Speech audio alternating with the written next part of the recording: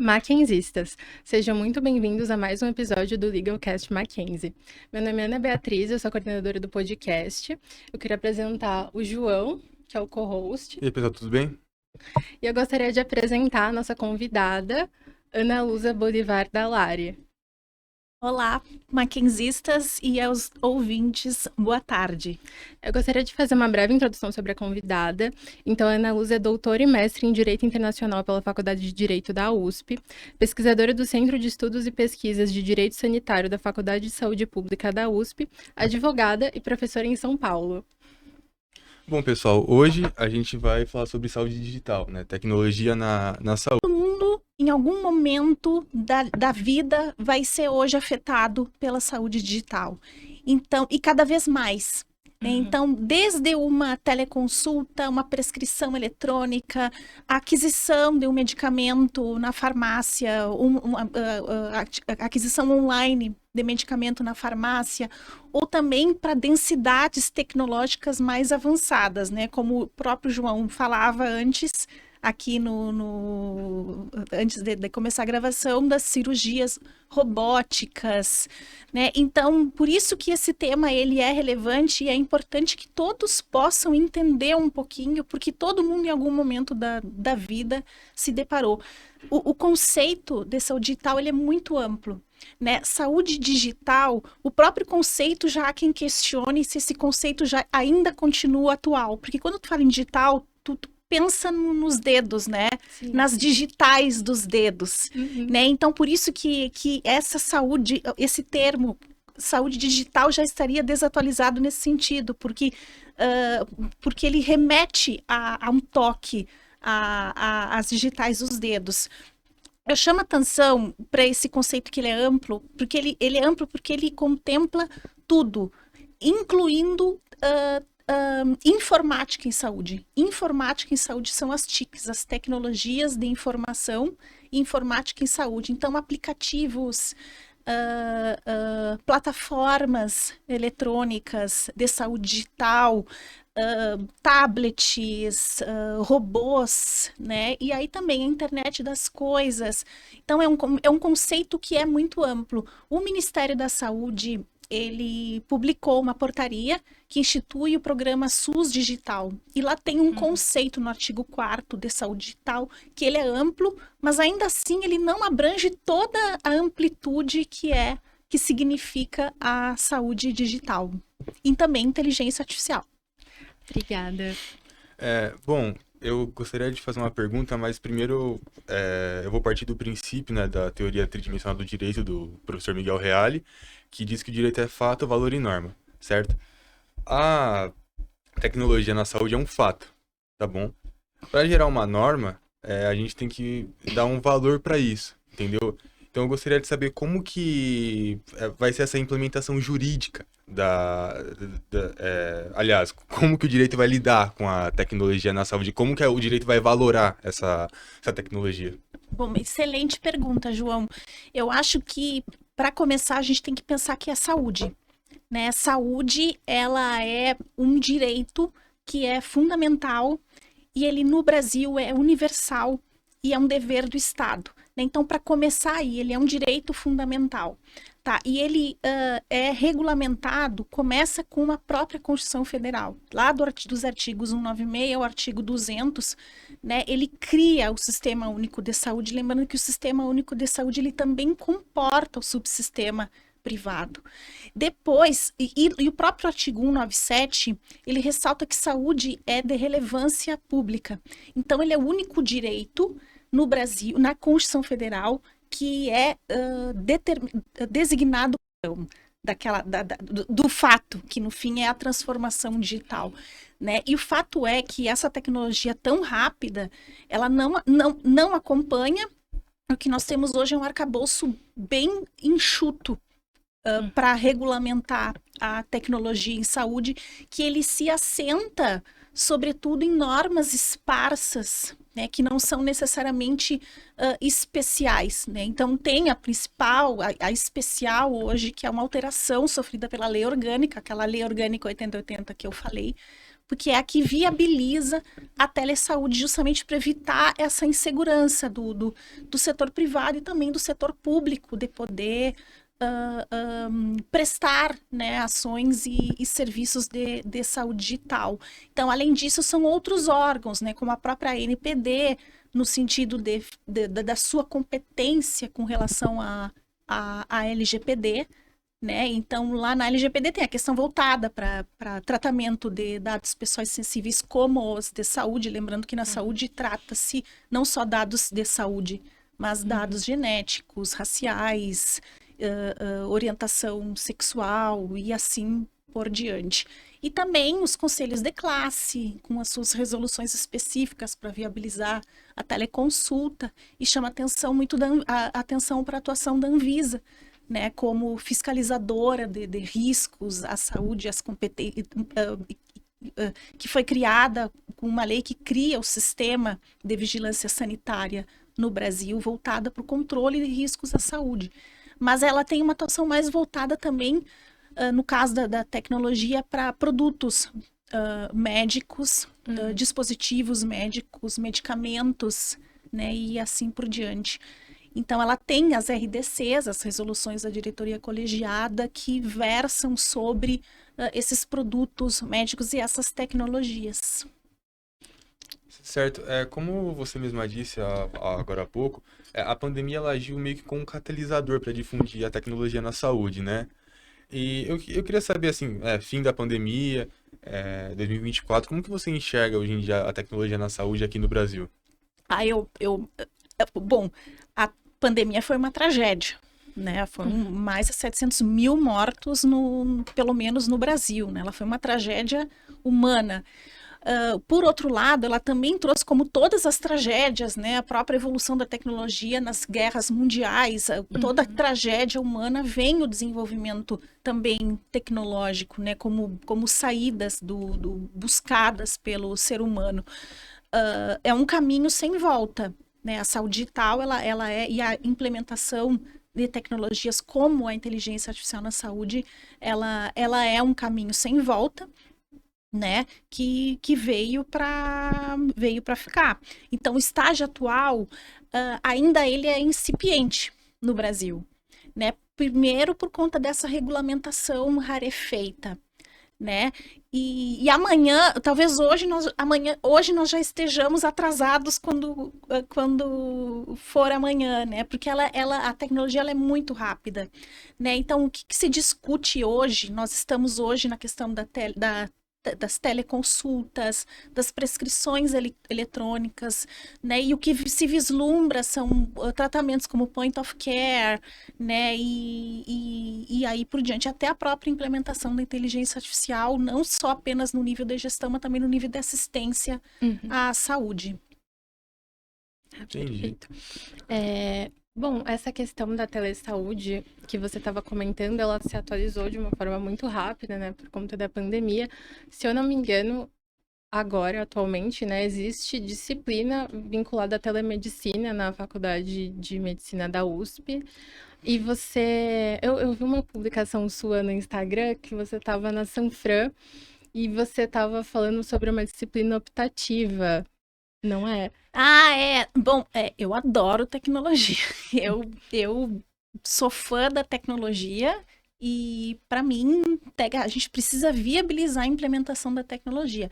São muitos os benefícios que a tecnologia pode trazer para a saúde em termos de gestão e economia também de desperdícios, né? E só que é isso, ela também precisa ser implementada, atrelada à responsabilidade, né? Então, a inovação, ela precisa vir com a responsabilidade, e essa responsabilidade também no sentido de universalizar esse acesso e não tornar esse acesso a essas tecnologias restrito a quem pode pagar. Por exemplo, né? A USP tem um professor, Xiao Lueng, que ele é há décadas, talvez o maior expoente, fã da telemedicina, defende a telemedicina. Ele tem uma disciplina de telemedicina da pós-graduação na Faculdade de Medicina da USP, ele sempre defende isso, né? A telemedicina integrada ao cuidado e responsável também, né? Tá? Inclusive com relação ao tratamento de dados, ao uso e ao armazenamento dos prontuários eletrônicos com ética. E assim, essa disciplina vai ser oferecida pelo professor Eduardo Tomazevicius Filho. Eu fiz um post nesse sentido, que é um estudo da nova lei da pesquisa com seres humanos atrelado ao estudo do Código Civil. Então, ele me convidou, vou ter a honra de ser professora especialista convidada da disciplina e, portanto, eu vou poder auxiliá-lo nas disciplinas. Mas infelizmente, pessoal, não fiquem... sinto muito ao dizer que é só para alunos regulares, né? Então tem que ser aluno da pós para poder fazer, inclusive as inscrições iniciaram ontem. Incrível. Bom, eu e o Pedro, a gente conheceu a Ana Lúcia em um evento sobre saúde digital na Deloitte. E um termo que ela falou várias vezes e que eu fiquei, assim, super curiosa sobre... Basicamente é sobre o conceito de interoperabilidade. Você pode conversar um pouquinho com a gente sobre isso, por favor? Bacana.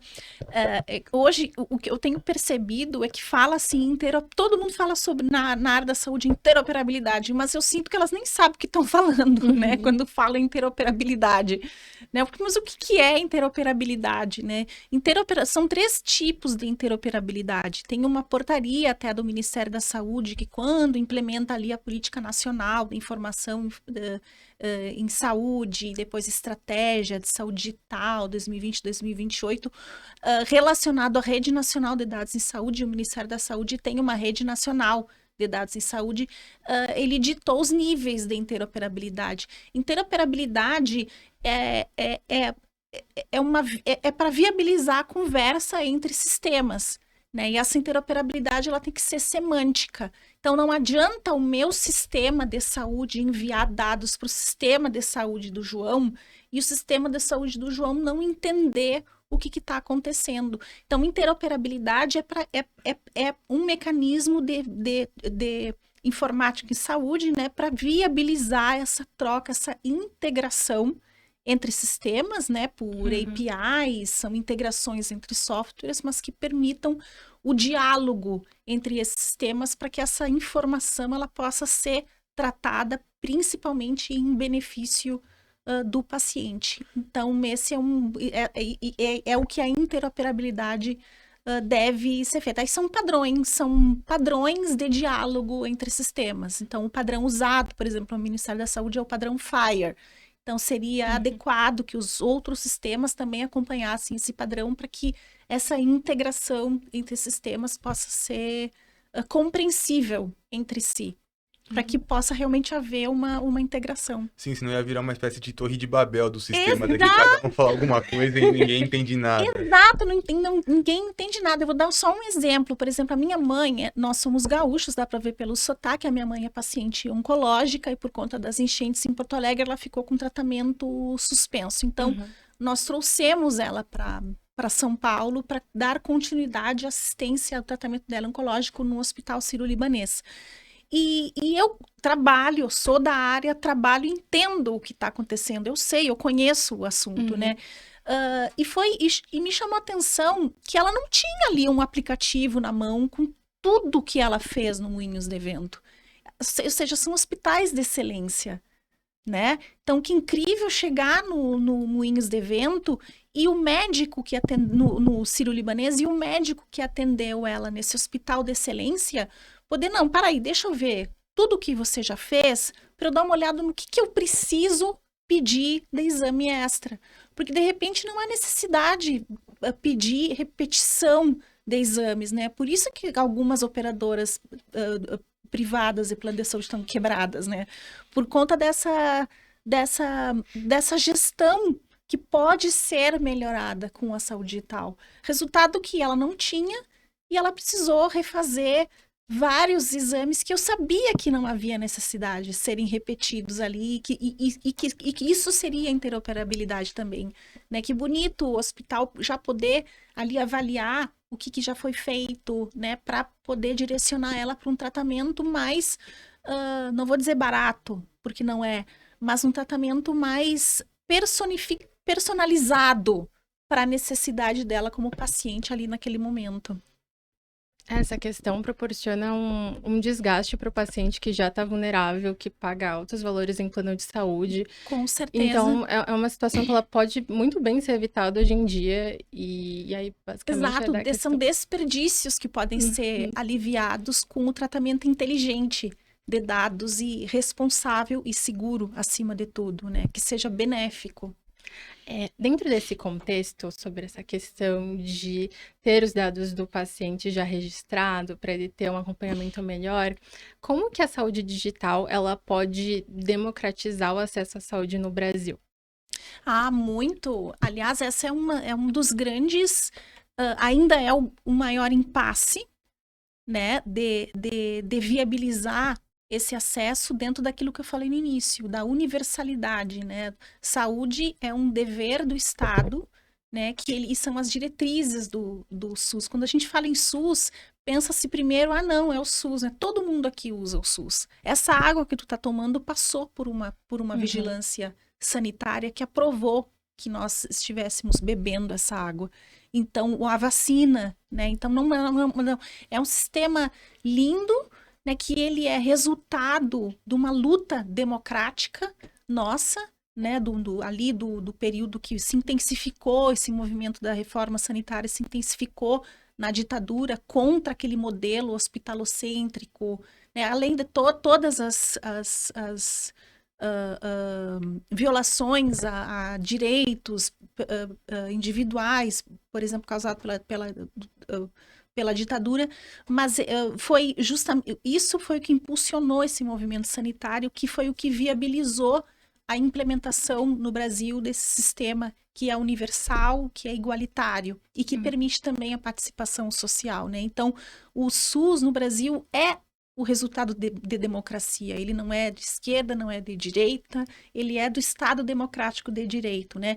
Então, eu acho que hoje tem um programa, né, que é o SUS Digital, né, que é um programa que dá continuidade a uma série de ações que já estavam sendo implementadas no Ministério da Saúde voltados para a transformação digital do SUS, né, e isso não vou dizer que é um embrião, mas é um primeiro passo para viabilizar essa democratização de acesso, até porque corta desperdícios, direciona o atendimento e ela pode direcionar melhor isso que é uma diretriz do SUS também, que é a integralidade.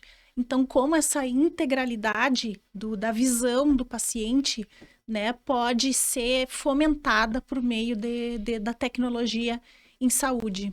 Eu acho que a gente pode afirmar que a carteira de vacinação digital do SUS é um exemplo claríssimo do que você está falando, com né? certeza, com certeza. A Rede Nacional de Dados em Saúde, ela foi criada para ser uma plataforma de interoperabilidade e que, com a pandemia, ela precisou se reinventar. Então, ela se reinventou nesse sentido de viabilizar, naquele momento, os certificados de vacina. E hoje são bilhões de dados que são armazenados pela Rede Nacional de Dados em Saúde. E dos pontos da estratégia de saúde digital é que ela possa também enviar e receber dados de saúde para esse tratamento. Quais os principais pontos da Lei 14.510 de 2022 e como que ela impacta a prática da telemedicina aqui no Brasil? João, achei muito boa essa pergunta, até para fazer alguns esclarecimentos relacionados a ela, né? O primeiro ponto, a Lei 14.510, ela foi publicada em 2022, salvo engano, no final do ano, em dezembro, 27 de dezembro de 2022. Ela não é uma lei autônoma por si só, ela é uma lei que altera a Lei Orgânica da Saúde 8080 de 90. Né? Então, ela traz um capítulo na Lei Orgânica da Saúde, que é o capítulo intitulado Telesaúde. Então, foi um movimento ali, durante a pandemia, de ter uma lei no Brasil que pudesse trazer segurança jurídica para a prática da telesaúde, inclusive telemedicina. Né? Lembrando que o médico, ele não é o principal profissional de saúde na cadeia da saúde do paciente, e nem o único. Né? Tem ali o enfermeiro, o nutricionista, fisioterapeuta, tem o farmacêutico, e assim por diante. São todos os profissionais de saúde que atuam na vida e na cadeia da saúde daquele paciente. Então, ela é uma lei da telesaúde. Né? Então, ela traz segurança jurídica, porque ela contempla na Lei Orgânica da Saúde a telesaúde, que nada mais é do que a prestação daquele serviço de saúde, mas mediado por uma TIC. Então, é teleconsulta. A teleconsulta, ela é uma consulta. É exatamente a mesma coisa como se estivesse num consultório, por exemplo. Só que existe uma TIC no meio, que pode ser um tablet, pode ser uma plataforma de teleconsulta, pode ser há quem use ainda o WhatsApp, a gente pode falar sobre isso, mas não é recomendável em termos de segurança da informação. Consulta pelo WhatsApp? Não é recomendável por conta mas ainda usam áudio. Esse é um dos riscos também relacionados à saúde digital, né? Aqueles que são voltados para riscos à segurança da informação. Mas é uma TIC, né? Então, são consultas por vídeo, por exemplo. É muito comum ainda no Brasil teleconsultas ainda serem realizadas por WhatsApp. Mas ela é a consulta, né? Então, ela viabiliza também essas outras ferramentas de saúde digital relacionadas com a prestação daquele serviço, né? Como uma teleprescrição e assim por diante. E ela também traz princípios, né? Princípios para a realização da telesaúde. Por exemplo, autonomia do médico, autonomia do paciente. Tem uma forte referência ao consentimento, né? Então, ela reforça que a teleconsulta ela precisa ser consentida pelo paciente. O paciente pode dizer, não, eu quero presencial, não quero. Da mesma forma, o médico tem também essa autonomia de dizer, eu não vou fazer teleconsulta, procure um atendimento de emergência, porque há situações que a teleconsulta são os limites da saúde digital para determinadas situações, né? Então, essa lei, ela impacta.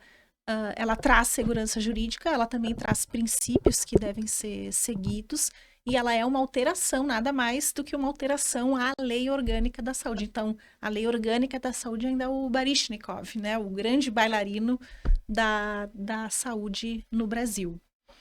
Dentro desse contexto, né, que nem você falou, os profissionais da saúde não são só médicos, são nutricionistas, fisioterapeutas, etc. Como que a gente educa as pessoas que elas já estão formadas sobre essa questão de dados sensíveis, sobre essa questão de consentimento para teleconsulta e afins? Porque que nem a gente estava conversando, né, dá para implementar isso dentro da graduação, dentro da pós, mas e para as pessoas que elas já estão formadas, já estão trabalhando, como que é esse processo dentro dos hospitais ou de empresas? Isso é muito relevante, o teu ponto, Ana, porque está atrelado muito à Lei Geral de Proteção de Dados Pessoais, né? E aquela pesquisa que eu falei, a TIC Saúde, do NIC-BR, do CETIC, mostrou que as organizações de saúde hoje estão muito aquém da implementação e compliance com a LGPD. Muito baixo. Então, muitos já fizeram aquilo que a gente chama de conscientização, né? Então, um trabalho de conscientização sobre LGPD, sobre privacidade e proteção de dados na área da saúde, mas ele ainda é muito fraco.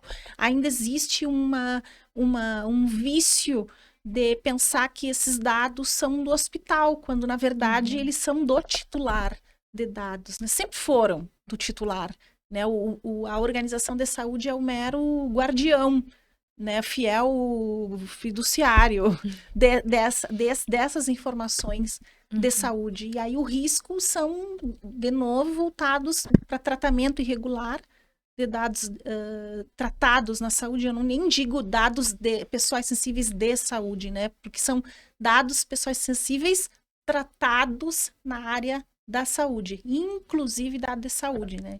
Genético, racial, orientação sexual, é uma gama enorme, é uma bomba atômica em termos de dados. E essa falta de conscientização é o que pode ocasionar incidente de segurança, né, exposição, tratamento irregular, indevido, que pode resultar em discriminações ilícitas e abusivas com relação a tratamento irregular dos nossos dados sensíveis. Certo. E nesse contexto de expansão da telemedicina aqui no Brasil, como que você enxerga a IA atuando nisso daí? A implementação de sistemas de inteligência artificial na área da saúde ainda ela no Brasil, ela ainda tá na pré-história, tá? É pré-história, nós estamos na era pré-histórica da aplicação, guardem isso com vocês, a tia está dizendo, em termos de aplicação desses sistemas de inteligência artificial na saúde. Ela não é novo, né? Ela começa ali na década de 50. O fato é que a pandemia fomentou o desenvolvimento dessas tecnologias, implementação dessas tecnologias, mas na área da saúde é pré-história.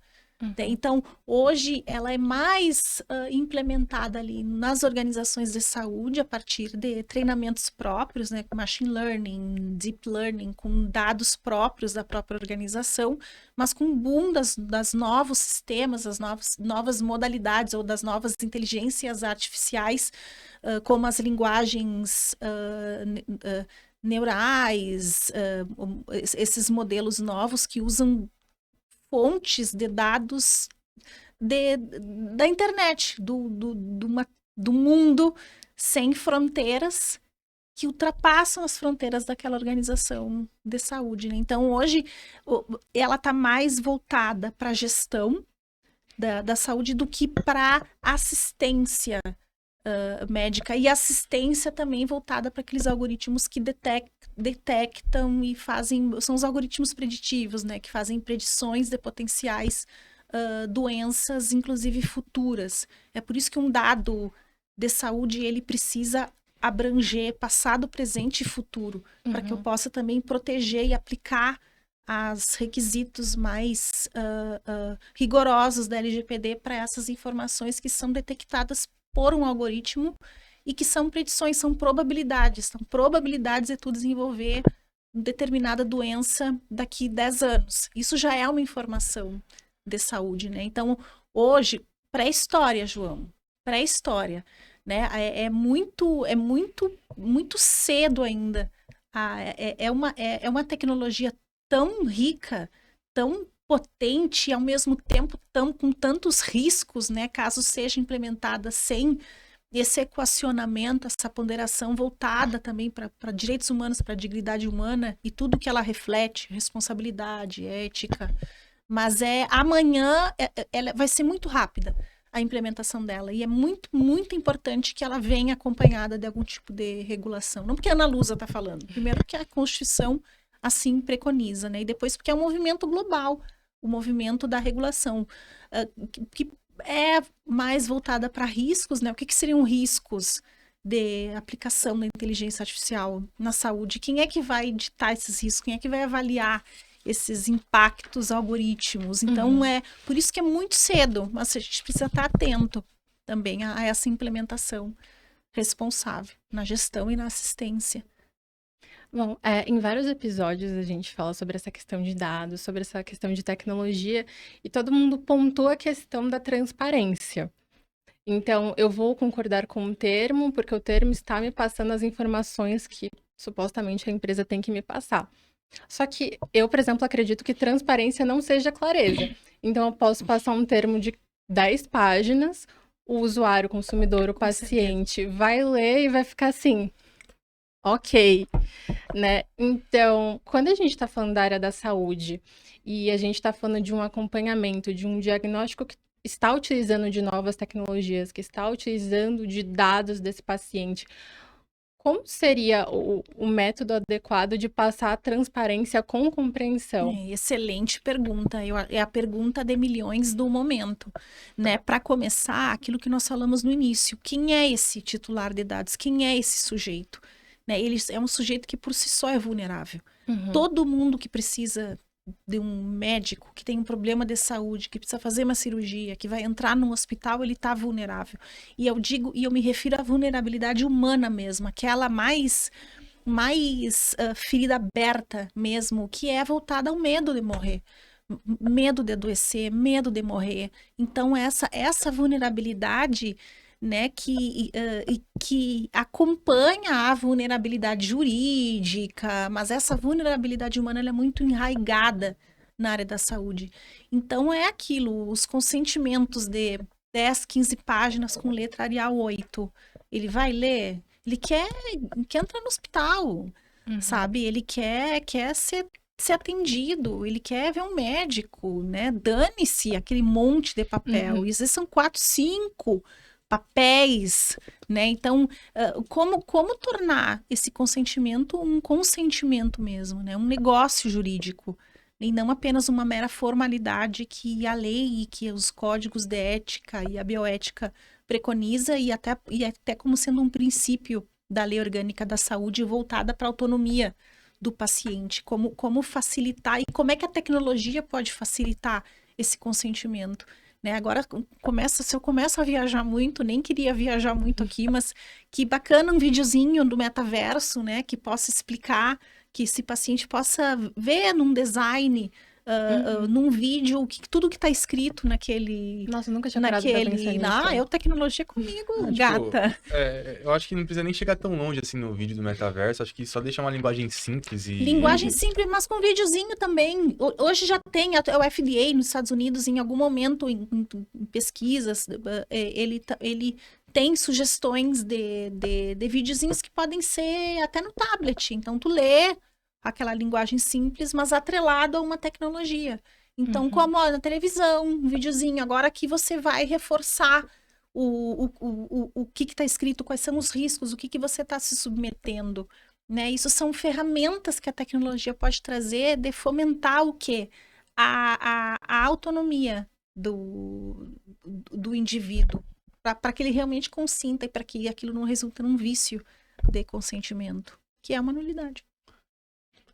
Você pode falar um pouco sobre a Lei 14.874 de 2024? A lei que não para, só dá o que falar, né? A lei das pesquisas com os seres humanos.